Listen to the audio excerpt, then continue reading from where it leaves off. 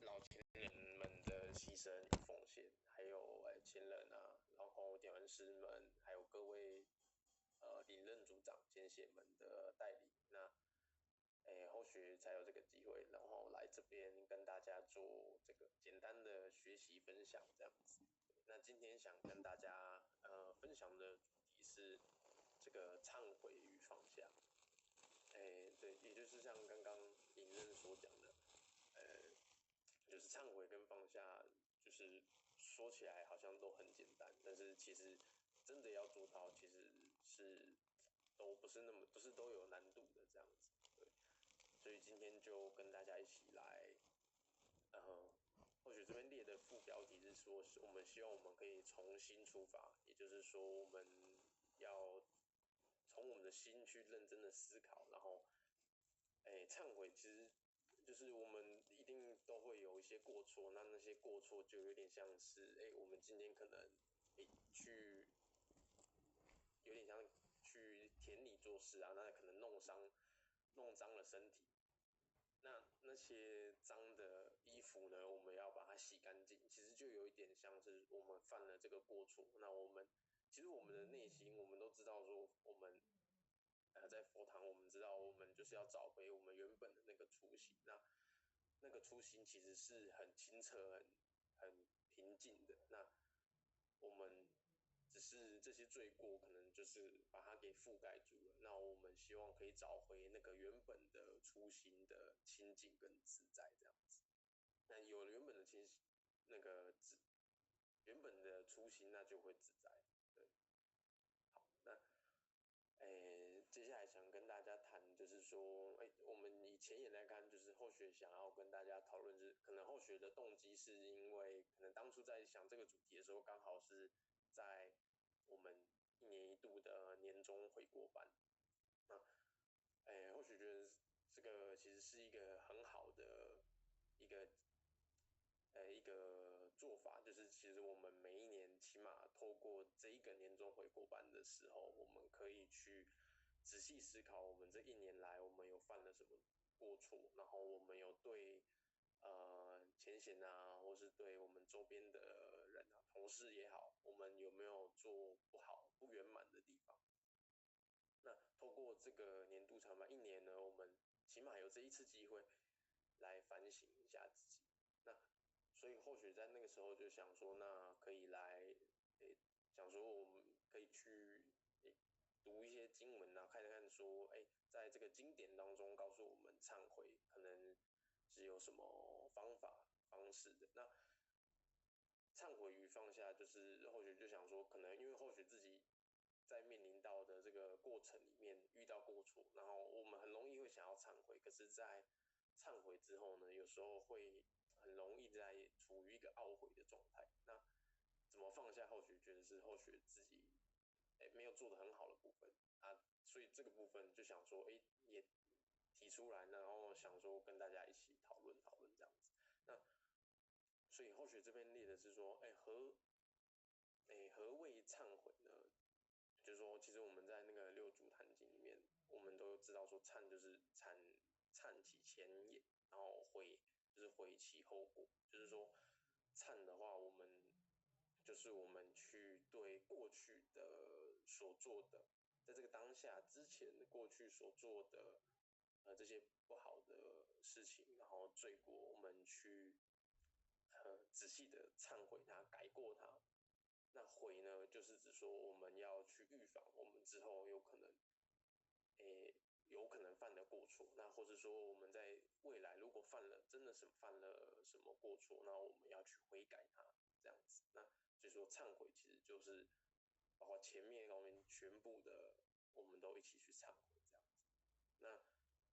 何谓放下呢？这边简单来提，就是我们很常听到的《心经》里面提到的五蕴皆空嘛。那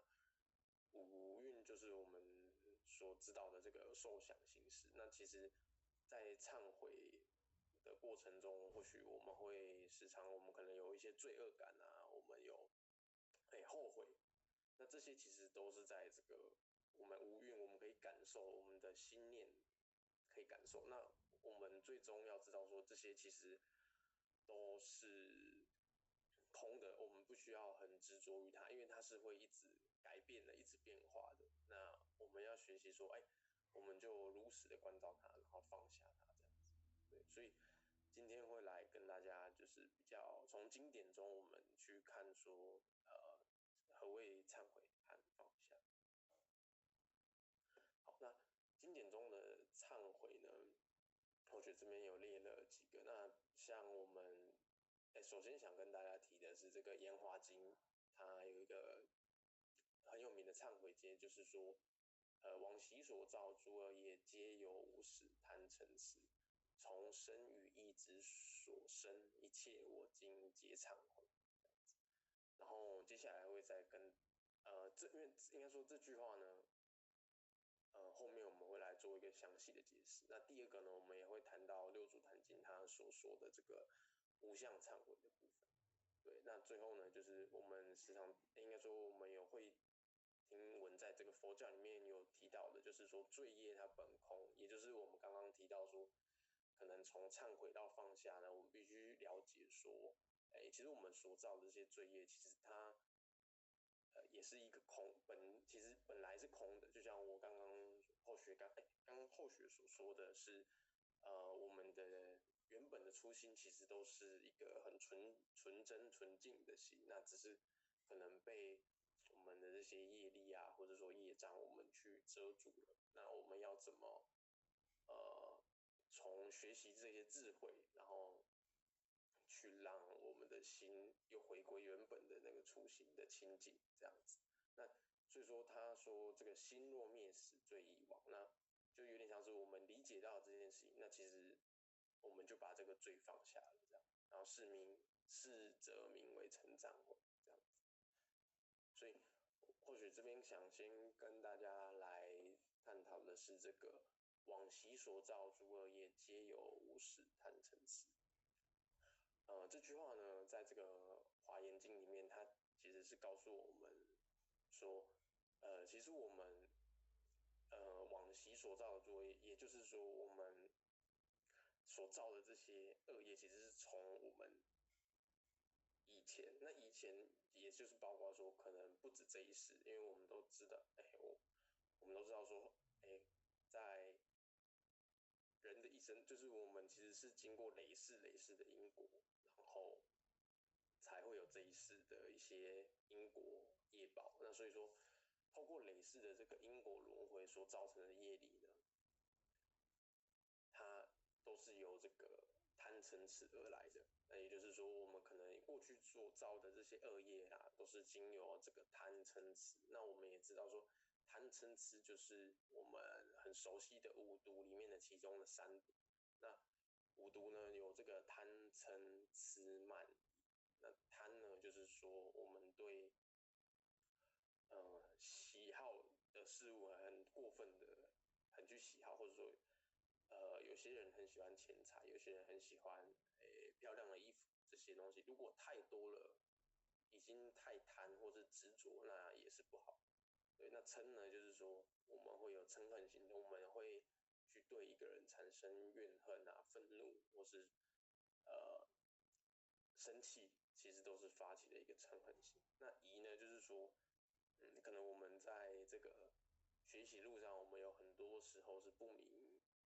白的，不明白这个，我们如果没有学习，就会不明白这样子。所以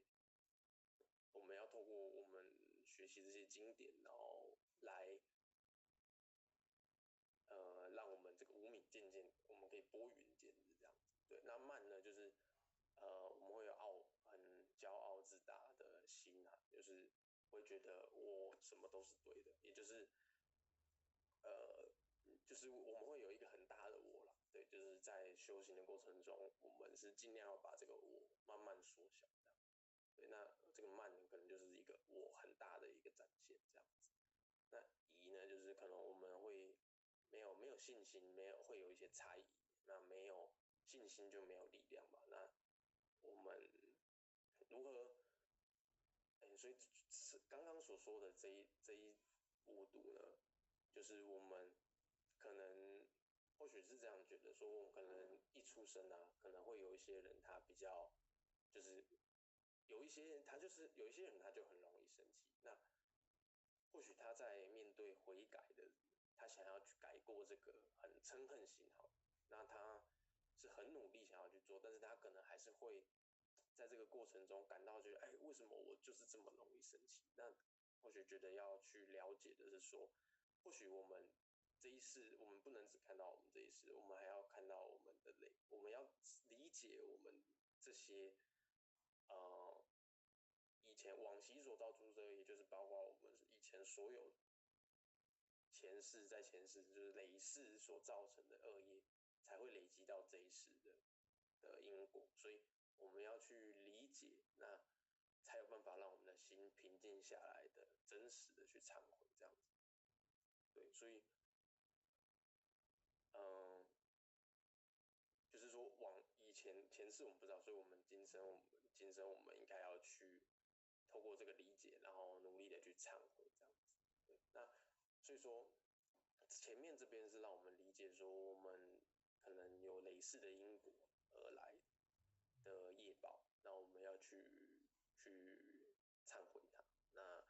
接下来呢，他说从生与意之所生，一切我今皆忏悔。那也就是说，我们可能会由心，其实这些所做不好的事情，就例如说，可能我们对一个人生气，我们因为很执着于，例如说很执着于钱财，所以我们可能就去透过骗的方式，我们去骗人家的钱财。那这些对别人他人所造成这个不好的影响，其实都是从我们的这个心念产生的，所以我们要回归的是我们的内心在想的是什么，我们的为什么我们会有这个贪嗔痴慢疑这五毒去影响我们？我们生来只要是人，一定都会有，只是说我们如果要去忏悔修改，那我们应该要回归我们的内心去思考说，呃，我们在做这件事情的时候，背后真正的念头是什么？那去从那个念头下去改过，那这样子才会是比较完整的去改过这样子。也或许可以举一个例子，可能是像或许平常在与同事之间讨论的时候，或许会很多时候会觉得说，可能或许有时候讨论，有时候这样子讲一讲，就或许会变得有一点越来越大声，有点生气，那就是有一个嗔恨心的感觉，那可能或许会觉得，我都已经说这样了，你怎么还不懂？或是说，或许就觉得我讲的这个是对的啊，你为什么要一直跟我争辩这样子？那其实这如果要回归内心，或许是觉得，或许那时候可能起了一个，可能有一个就是，我们有一个傲慢的心，我们或许觉得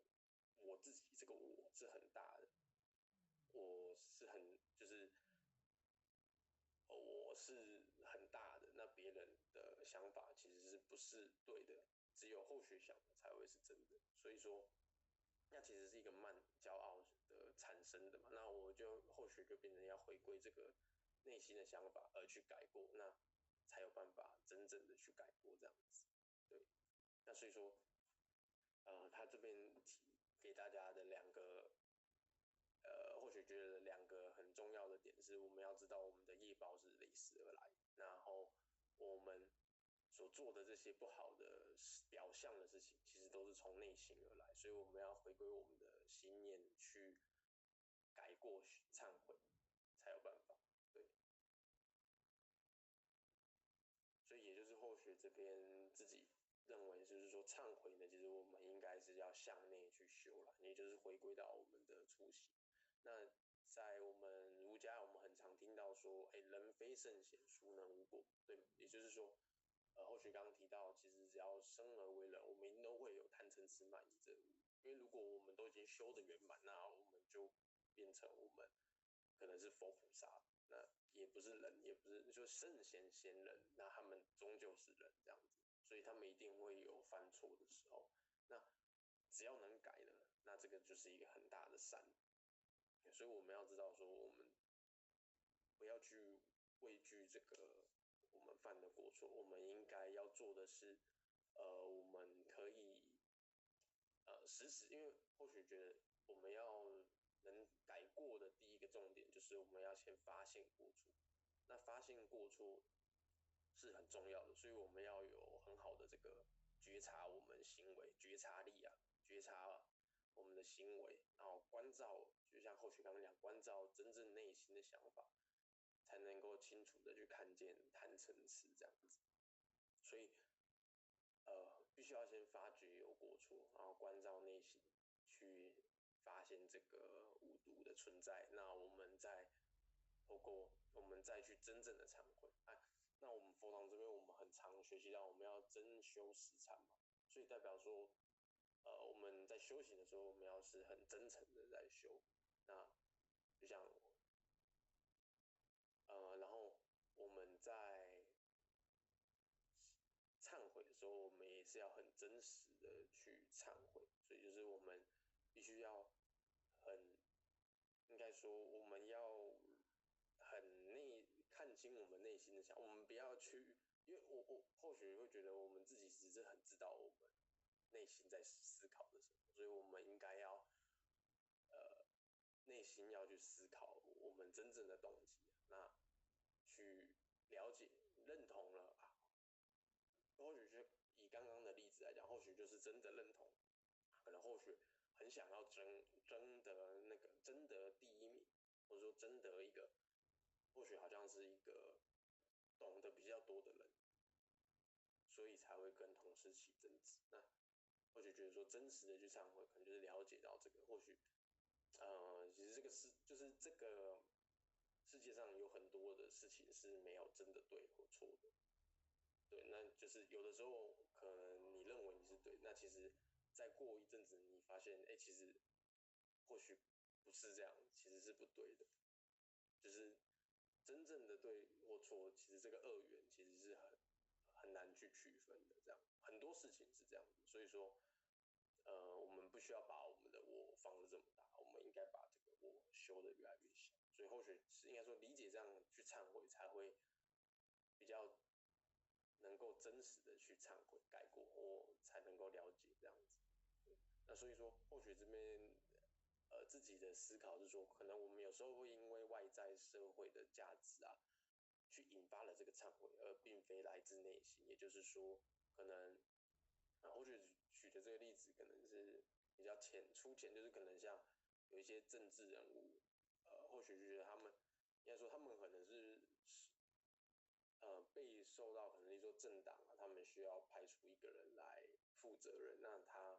就会说，他可能他的忏悔就是他去下台去负责这样子。那可是说这样子的话，他如果并非发自内心觉得他真的有做什么过错，那其实那也不是真实的忏悔，这样。对，对，所以说但我们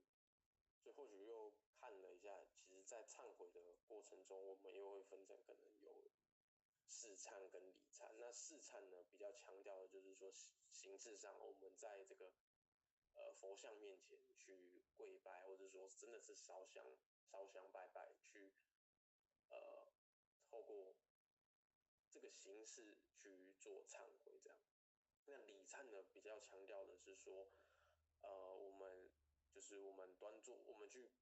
端坐观心啊，就是看着我们自己的内心，那观察到说，我们的这些罪恶都是从心而来，那这些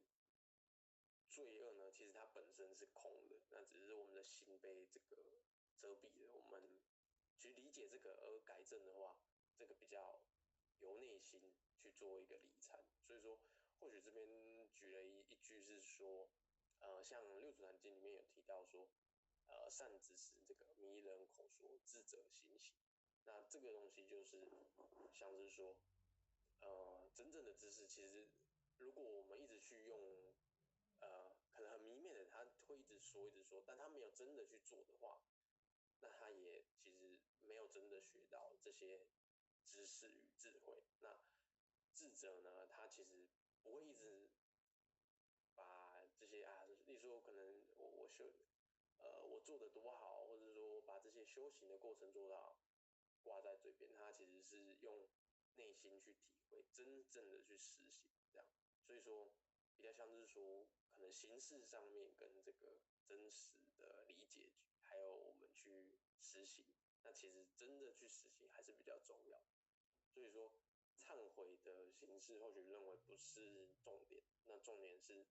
我们需要去关心、觉察、修正与理解，这样。那忏悔，那第二点或许认为的是说，我们刚刚或许也提到，在这个我们佛堂会每一年会有一个年度的忏悔班，那在这个一年一度的忏悔，我们去进行这个忏悔，当然很好，那只是说或许会认为在忏悔的这件事情，其实应该发生在日常生活，只要我们有观察到我们有错误，我们就应该无时无刻我们去进行忏悔，然后去真正的改过这样子。对，那比较近到可能或许观看的一些内容里面比较进阶，也就是说这个无生产嘛，也就是它是，诶，就是它比较像是空的意境，它去了解说，其实我们刚刚讲的就是罪性，它其实是空的嘛。那我们要怎么能够呃去理解？我们只是不明白而已，我们只是被遮住了，我们没有，我们只是要洗干我们的这个在内心被盖的那些灰尘。那其实理解说，哦，我们犯的这些罪过，其实它也不是真的不好，很不好，而是我们要去改过，然后我们放下它，这样进而达到空的境界，这样子。对，那所以说后学这边，呃，也接下来要提到的是说，我们在这个，所以说我们刚刚提到忏悔不是只有形式是重点嘛，所以六祖坛经里面它的这个忏悔品就告诉我们说，我们诶应该去理解的是一个无相忏悔这个概念。那因为六祖慧能大师他认为说忏悔的第一步，他一开始在跟弟子们讲经的时候，他其实开示的时候，他就是第一个就讲到了有五炷香。那但是其实这个五炷香呢，并不是真实的外在的香，而是比较像我们内心的五炷香。对，它并不是一个实际上的形象。那像他提到的这个戒香啊，就是说我们应该要我们的自信无非，心里没有一个是非跟罪恶。然后定香，也就是说我们应该要在这个身处于这个善恶都有的这个环境里面，我们要安定住自己的心，自心不乱这样。那慧香呢，也就是说我们应该要以智慧去关照自己的自信，也就是说，我们要找回那个最原、最初始的心。那解脱相，也就是说，我们不要执着于可能看到这个事物的好与坏，那已经要往这个空的方面，其实没有好，不施舍。或许，应该说，慧能那他也有提到不施善，不施恶嘛。其实有很多东西，这个二元对立，善跟恶是很难去叙述，去绝对的，其实也没有真正的所谓的善跟恶，所以我们不应该去执着。但是在这个不执着想要进到空的这个呢，我们也要不要落入这个空的死水，而是说，如果我们觉得什么事情都不重要的话，然后不去学习，不去增进我们的智慧，那其实那就是落入空的死水。也就是说，我们觉得什么都不重要，但是我们要做的其实是在这个有很多东西的这个社会里面，然后保持空的信念这样子。那忏悔这两个字，就像刚我觉得一开始提到忏悔这两个字，就是在告诉慧能大师他也有提到，他就是在忏就是忏其前言，然后就是我们过去的错误，然后就是代表说我们从前所有的恶业，包括说可能是累世而来的，我们应该都要去所有的人都全部给他忏悔，那不要再不要再兴起这种罪念的念头，然后悔呢，也就是说我们要防范未来，我们应该要了解可能我们未来会发生什么错误，那从今所有的恶念我们都要去尽量，我们就是说我们要把我们的恶念去改进，我们去把恶念去转化，这样子，对，不要再让它兴起，透过转的方法去让它不要去兴起这种恶念，这样子。对，这也就是这个温大师他在忏悔品跟我们提到的无相忏悔。那后学这边自己想分享的是说，或许自己的经过比较像是说，可能后学会有这个自己做了不好的事情，那例如说可能后学生气，那后学会先觉察到后学已经可能对人家讲话语气不好，然后呢，去往更忏悔，比较像是往内心深处的。那可能在这个忏悔的过程中，我或许这边标记就是说，可能我们会遇到一些这种罪恶感可能会进来。我们想要修改的时候，但是我们可能会执着在这个罪恶感啊，然后会有一些执着，就是在执着于这个过错本身，我们为什么要这么做？有点后悔，有点懊悔，然后去执着这样，那可能就没办法走到最好的，其实是这样子绕一圈之后，然后就放下它了。其实这个是最好，但是可能很多时候，或许去观察自己啊，其实会很多时候其实是忏悔之后，有的时候会有点罪恶感，然后又变成很懊悔，反而没有去修正，然后回归到最后应该要去放下它这样子，反而是多了执着，所以或许也就是为什么想要后面接着谈的这个放下，其实因为后续这就是后续比较做不好的地方，对，所以后学会想要接下来谈的就是说忏悔后的放下。那我或许这边看一下这边可不可以播，大家或许这样子会有声音吗？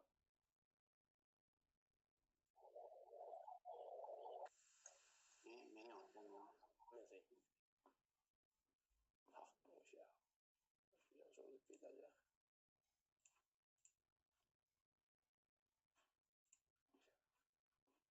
或许分享一下，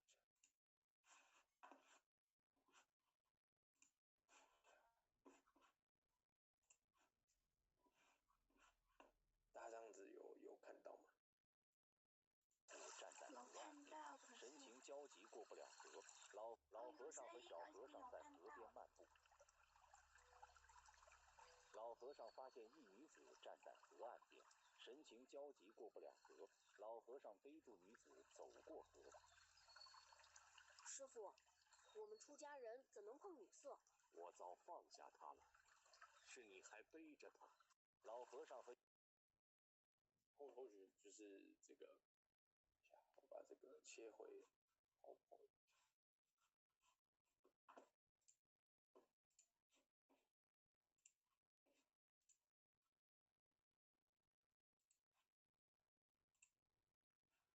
大家这样子有看到吗？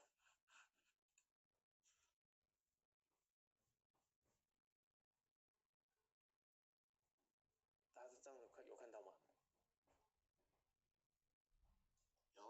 有，好，那或许这边想要就是给大家刚看的这个影片，也就是说我们在应该说我们有时候很容易在这个我们很执着于犯的那个过错，也就是刚刚我们看到，其实像老和尚他可能在那个当下他是觉得他想要帮助这个女子过河，他其实并没有什么不好的意念存在，但是所以于是他帮助了这个女子过河之后，他其实放假之后他根本不以为意，他就继续往前继续往下走。那但是可能这个小和尚呢，反而是他把这个女色这个东西一直把老和尚为什么很像破戒，不要接，应该说可能在佛法里面都告诉我们不要接近女色，那为什么他老和尚要一直就是要去触碰女色？那但是其实变成老和尚他其实早就放下了，他这个对他来讲，他根本没有把它留在心中这样子。对，所以说，在我们面对这个我们的罪恶之后呢，我们的放下，要如何去放下去也是很重要的。所以其实在后学这边列了这个《心经》啊，然后《金刚经》这两部很重要的经典，佛家很重要的经典里面就告诉我，其实它很大一部分在告诉我们说，什么是空，什么是不要执着。那很重要，像《心经》有提到的，就是说，照见五蕴皆空嘛。那五蕴像刚刚提到的，五蕴就是这个色、受、想、行、识。那这些我们眼睛看到，因为也就是我们有六识嘛，眼、耳、鼻、舌、身、意，这些我们可以感官得到的东西，其实这些东西只要是我们能感受到的，应该都是不是真实的。这个空其实应该说它不是一个一直在那边，它还是会变化。那我们要理解说，它如果其实是会，例如说，可能如果我们映照到，我们再接着看的这个《金刚经》的这个一句很有名的四句偈：一切有为法，如梦幻泡影，如露亦如电，应作如是观。那这个东西也就是告诉我们说，其实五蕴所感受到其实就是有为法，一切有相的这些都是有为法。那我们要怎么能够去理解说，其实这些东西它就跟我们一个人跟跟这个残留泡沫啊，或是说影子一样，它都不是永远存在的，它是一直会变化的。就像说，可能露水，白天开太阳之后，它晒了蒸发就变成没有，变成水汽，我们看不到。那闪电就是可能雨过天晴之后就没有。那例如说彩虹也是，我们也是雨过天晴看到彩虹，感觉好像很漂亮，但是过了一阵子之后，它又回归为原本的天空。那所以说这些东西，我们都应该就如实的去关照它就好。也就是可能在忏悔后，我们所引发的罪恶感，或是我们对于这个罪过的执着，或是说我们认为自己做不好的执着，我们应该就如实关照它。那能怎么做呢？其实也很感谢这个林任有跟后学提醒，就是说像我们所很常提到的这个转世成智嘛，所以其实在这个放下的过程，或许我们可以先透过我们的转念，我们把这个执着呢，我们在放下之前，或许我们可以透过一个转的方式去把它转念，然后最后呢，成为这个智慧，我们用智慧去关照这些事物的话呢，最后再放下它，这样子。所以说，其实，在心经、金刚经这边，其实都是在告诉我们说，我们要去对这个事物呢，我们要去有这个空的概念，还有说我们应该不要去执着。那我们只要不执着，我们就能升起一个菩提心、智慧心，这样看到最原本的那个初心，这样子。对，所以或许这边觉得说，可能我们要放下罪恶感，接受那个不完美的自己。对，就是如同或许最一开始说的，我们其实只要生而为人，一定都会有犯过错，一定会有这个无毒在我们的内心中。那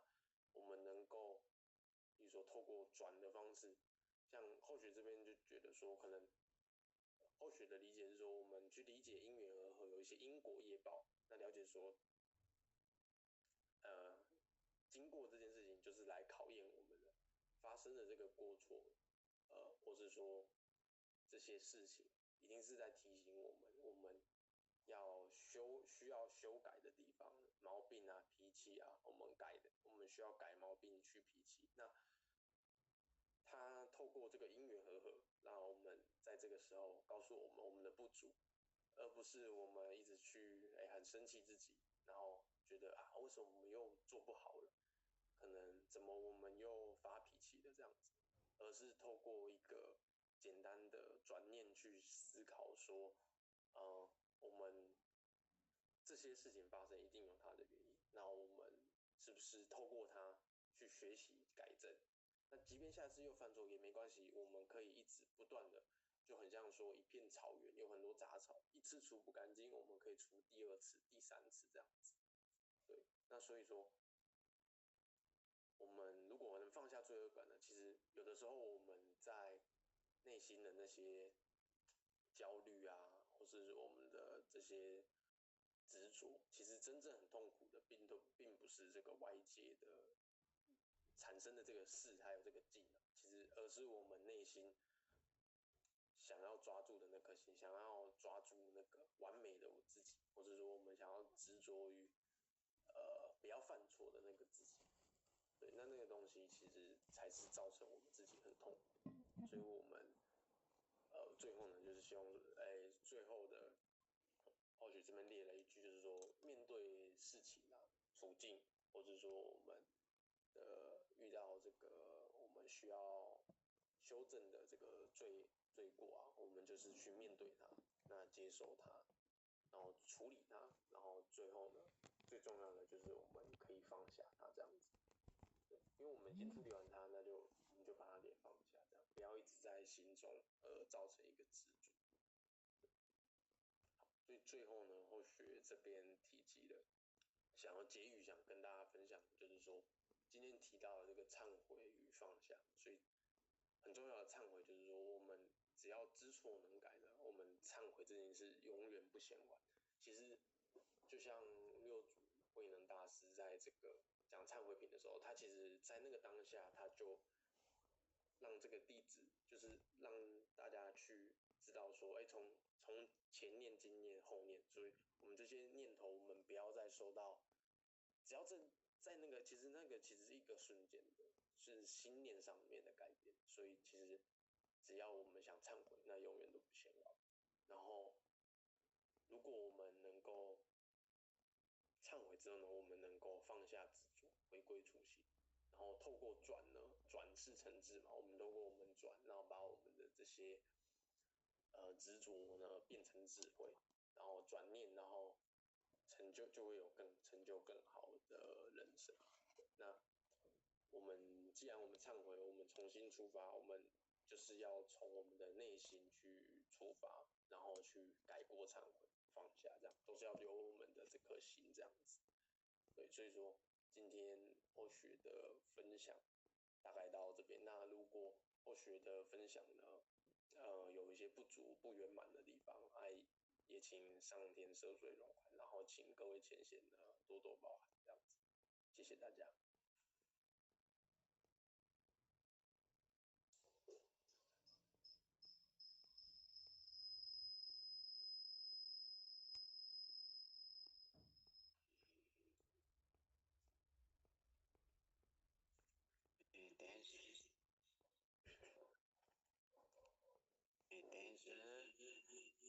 各位领任，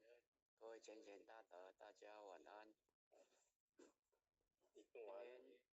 今天非常感谢明伟讲师跟我们分享了忏悔与放下。当然，今天呢是我们今年的第一班的明德班，也希望各位领任可以跟我们的道亲呢分享这个明德班，因为这个明德班呢，我们是希望让不同地域的前贤大德都能够来参与这个班次，让我们多多的去学习，也让我们一些年轻的讲师可以培养他们对道学的认知，让他们可以有学习的一个平台。那么共同呢，大家来一起成长。今天刚好轮到明伟讲师跟我们的分享了忏悔与放下。当然在忏悔，他刚才有提到嘛，他为什么要拿这个讲题来分享？当然是透过他有参加我们的年终悔过班所体悟的。当然，在忏悔不是说一年参加悔过班才忏悔嘛，应该是我们如果家里有佛堂的，早晚信箱都会有忏悔。但是如果没有佛堂的怎么办？其实我们都是做错事了，当下就要觉得去忏悔。就好像以前我们有听到我们美纯讲师跟我们分享的三杯茶啦，他说我们要观察、觉察、要洞察，就是要洞察、观察、觉察我们在日常生活当中所不经意去犯到的过错，当下就要忏悔嘛。所以另外讲师刚才也有提到楞严华严经，往昔所造诸恶业，皆有无始贪嗔痴嘛。我们的罪过错不是这一世所带来的，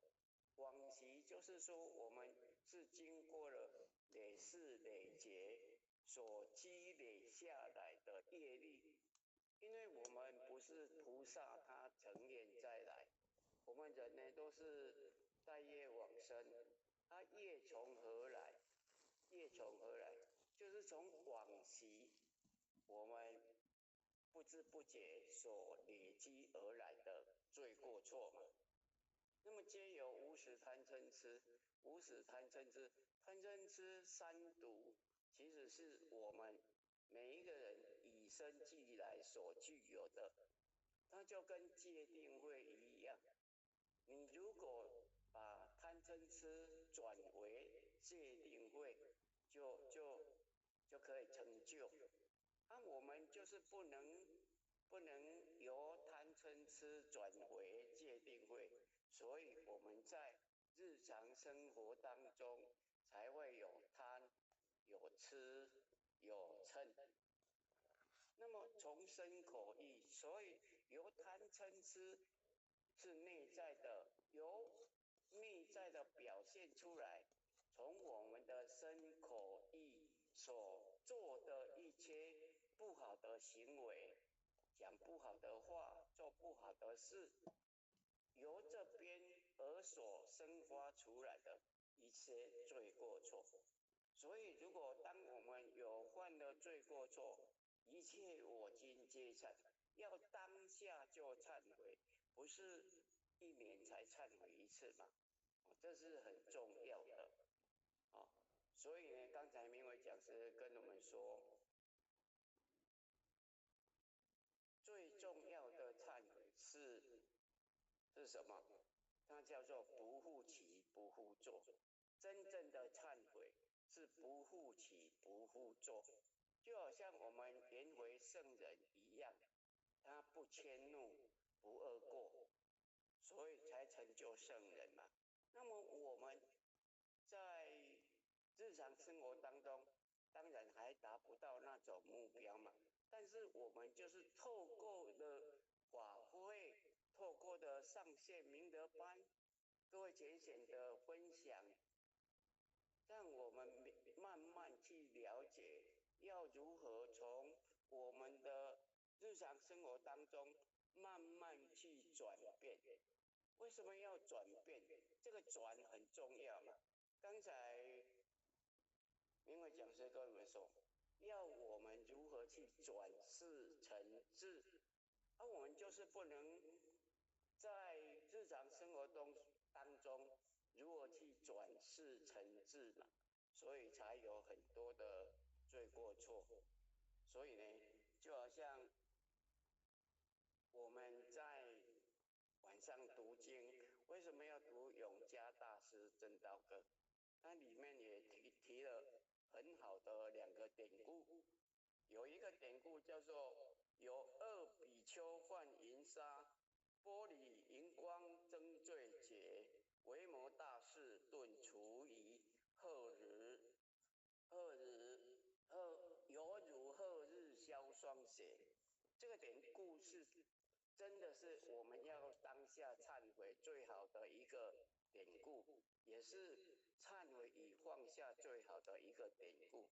那么还有一个典故就是永失患错误无生，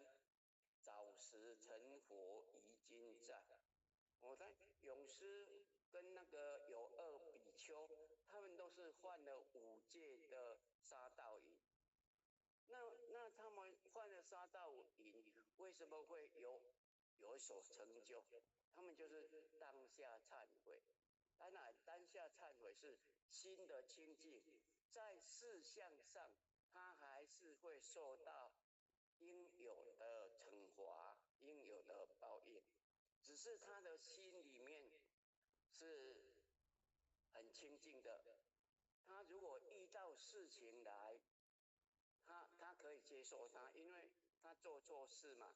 就好像我们现在的人，如果犯错了，接受法律的制裁，那接受法律的制裁，你要心甘情愿嘛，对不对？那你如果有当下忏悔的心被处罚了，你才会心甘情愿去接受。但你的心不受到这些外在的事现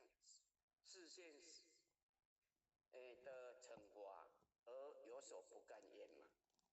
所以这是最好的忏悔。当然在《金刚经》跟我们说的一切有为法，如梦幻泡影，如露亦如电，应作如是观。他说一切有为法，因为为什么一切有为法？就是我们现在的所看到的世间上一切的法门，就好像我们佛家讲的有小乘、中乘、大乘，这些所有的法都是有为法。那么有为法，你要把它当作什么？如梦幻泡影，如露亦如电，它是一些眼影，它是让我们用，但是不可以执着。应作如是观嘛，你要观一切有为法，就好像梦、幻、泡、影、露、电，它是不真实的，它是虚幻的。就好像永嘉大师正道哥跟我们讲的，心是根，法是尘，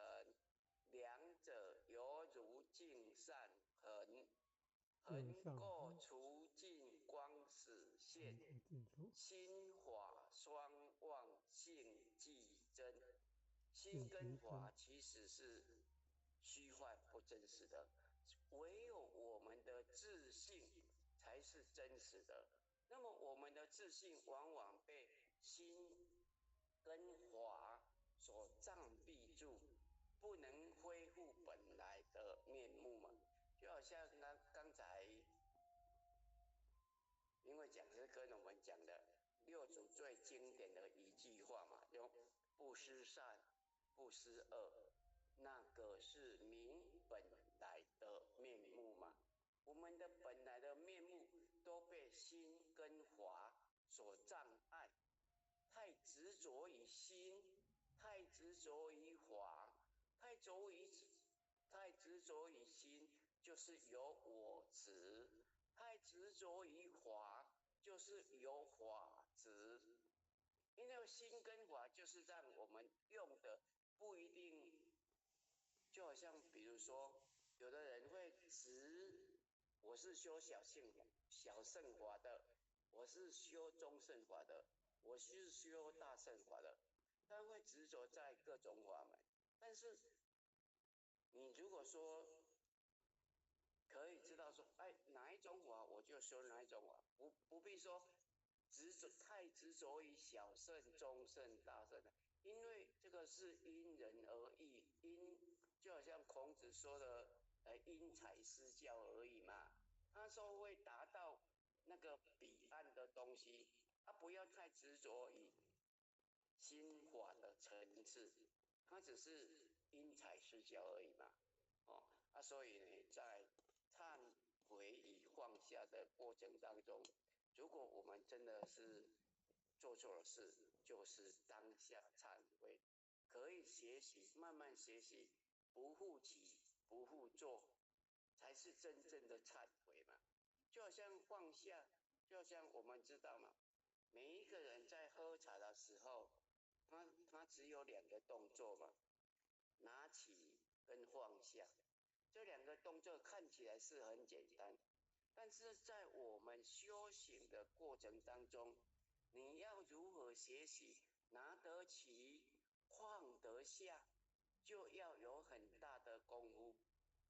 所以我们在道场里面学习，还是在我们的日常生活当中，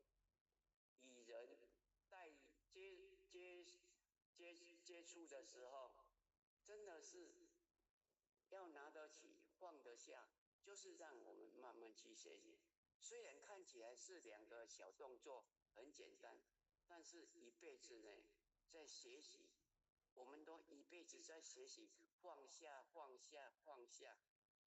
真的是很不容易。所以我们都是慢慢在学习的过程当中嘛，这样才有所进步，有所启发，有所体会，让我们可以在慢慢的过程当中，我们的心性真的可以达到，那个建明经跟我们讲的，直心是道场，直心是净土。我们如果保持那个出发的心，那么我们的自信本来就清净了，能够恢复到我们自己本来的面目，那是最好的了因为就是或许对我们明慧讲师，今天讲的忏悔与启发的一些感悟，分享给各位前贤大德呢来分享。那我们也请点传师呢跟我们做一下分享。好，谢谢大家。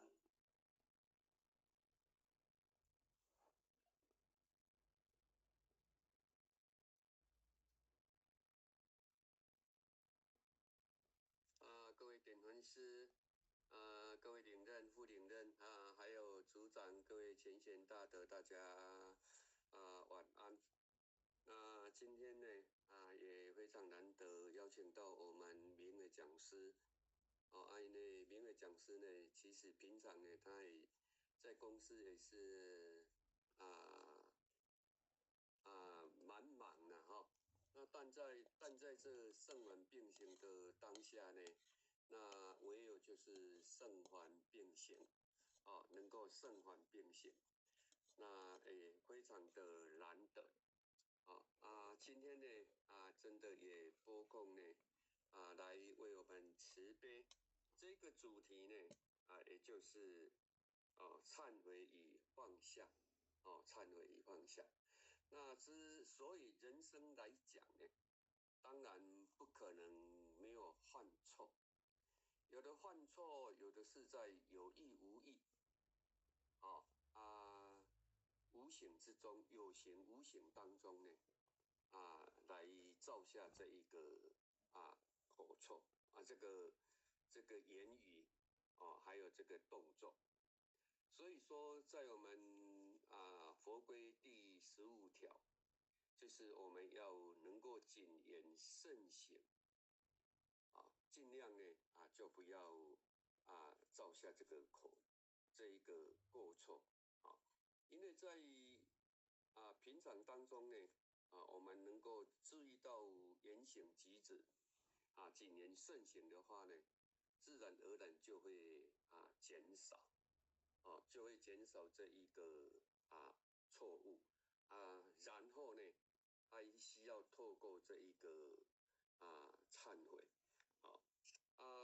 讲师呢今天当然也给我们讲得非常的清楚那在从中当中有意无意有形无形当中呢所造下的，它也能够来给我们分析如何透过忏悔，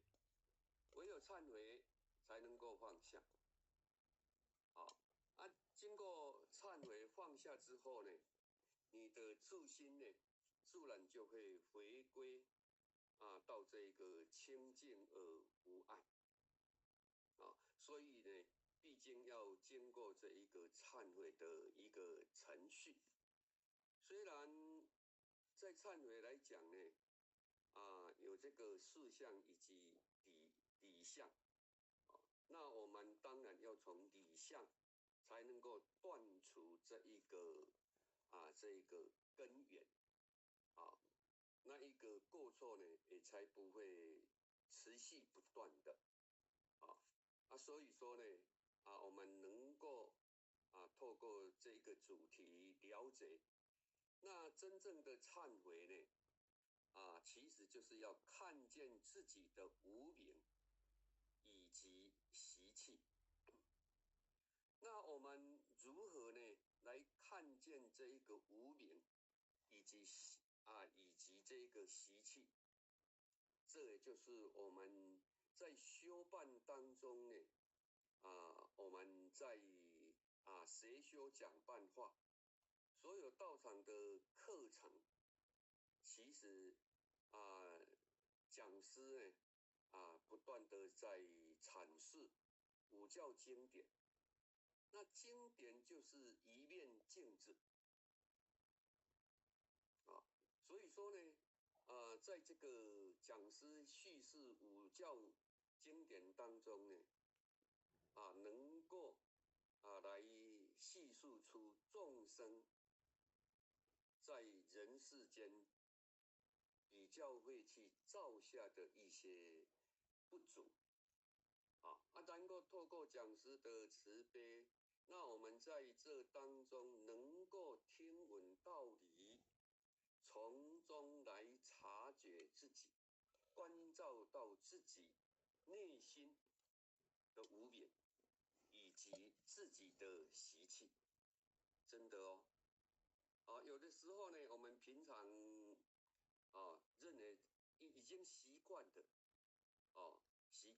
而且又没有凸显出在这个不好的习惯当中所留下的一些不好的情形，所以我们会以为呢那个是正常，其实呢已经是错误那我们透过这个讲师的叙事之后，来察觉到自己的无明跟习气，然后我们就要在心性上来用功夫。那我们为什么要用心性呢？因为心就是造下善恶业的一个枢纽所以说在五教经典来讲呢，所讲的都不离开心，我们如何来调心，我们如何来摄受我们的心，我们如何来当生命的主人，当生命的主人的主宰者也是心你透过察觉之后呢，那你可以当生命的主人这一个关照出自己的点好与坏，然后呢从你的心来转变心念就是把不好的能够连根拔除那这样呢我们就是另作新名了。这也是我们修道的一个宗旨。修道来讲不是光听听道理有求道光听听道理，或是说我们就吃个斋，也不是这样而已所以说呢，我们一定要照见出自己的无明习气所以仙佛呢慈悲，知错是觉知错是觉悟的觉，改过是修所以说呢，我们要知错，知错就是要透过学修讲办法，当我们在听经闻法的当中察觉到自己，然后改过，这个叫做修。修其你内在不好的从无明呢，能够转换出你本来所具有的妙智慧，那你就是能够主宰你生命的主人。在那个当中呢，我们就另作新名，每天呢就过得很好的这一个习惯每一天呢就生活在这个天堂当中所以说呢我们能够来了解那再来呢就是说仙佛呢跟我们讲的什么是放下很多人呢都以为放下是放弃或是逃避，其实不是，放下是心心呢不再执着是心不再执着。所以说老子跟我们讲，为邪入义，为道入神。为邪入义就是刚才所讲的，我们不是求了道求了道就好了，或是吃个斋就好，我们要为邪入义，透过学习，然后了解到自己的无明以及习气，这个让我们能够来修行，那这个叫做入义嘛。那为道入神，那当然呢，道不远人，人自远之。那当我们知道之后，摒除无明以及习气，那我们离道就会越近。那你离道越近，也就是你一定要为道而审为道入审，审之又审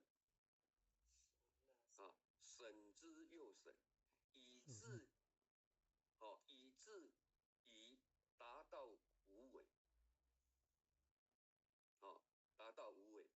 那当然呢，就是经过忏悔之后呢，我们放下，就是要改变所以讲呢，人生为何放不下？当然就是有三样的东西，情、名、利，这三样呢是最难放下的是最难放下的。但是我们今天修行的，我们也了解，在佛家来讲呢，一切皆无常，凡所有相，皆是希望皆是希望。所以说呢，你没有放下一切，你抓得越紧，当然你痛苦就会越深所以说呢，忏悔才能放下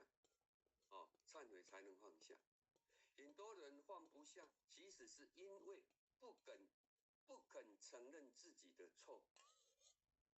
真正忏悔时呢，心会变得很轻，因为你无障没有障碍就像佛家讲修行呢，忏悔就像洗衣服。为什么衣服要洗？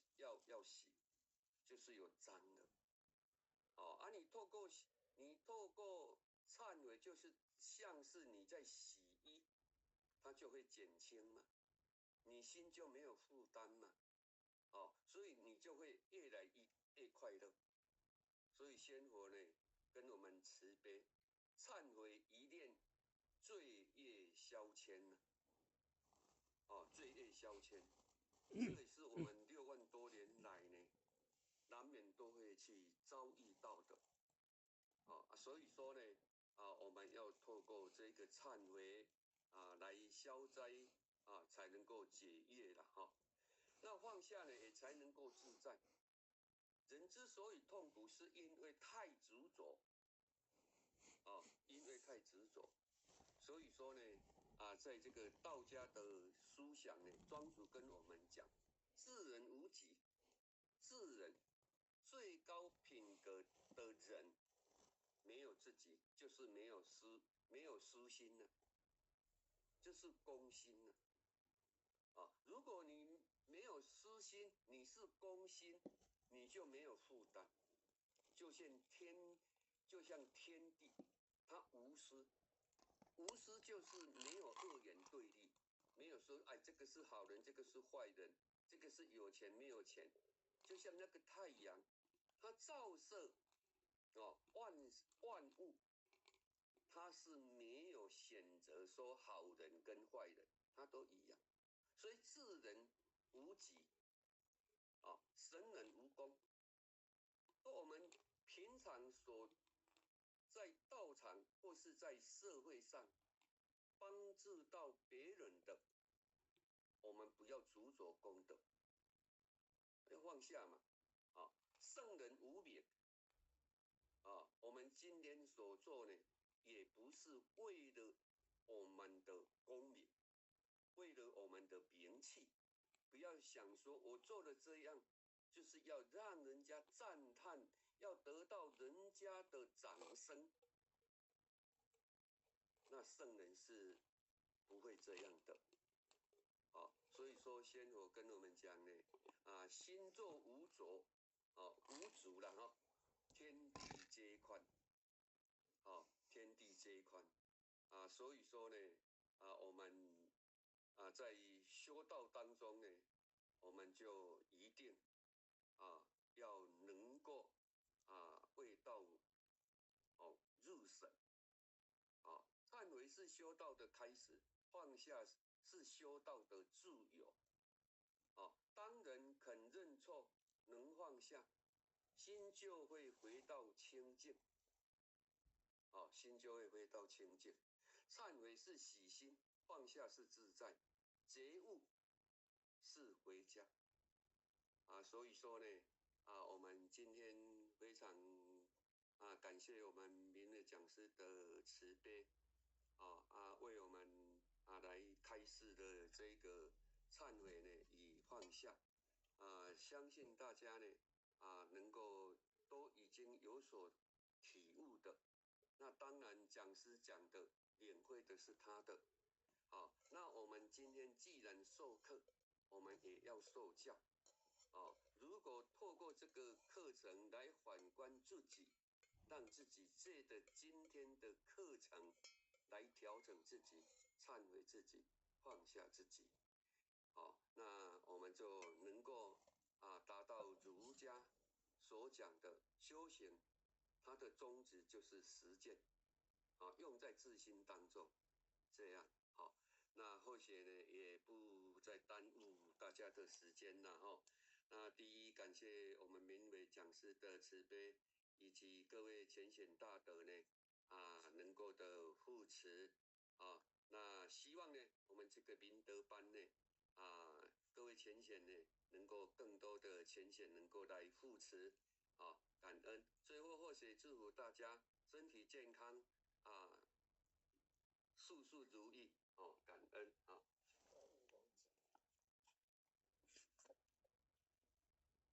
好，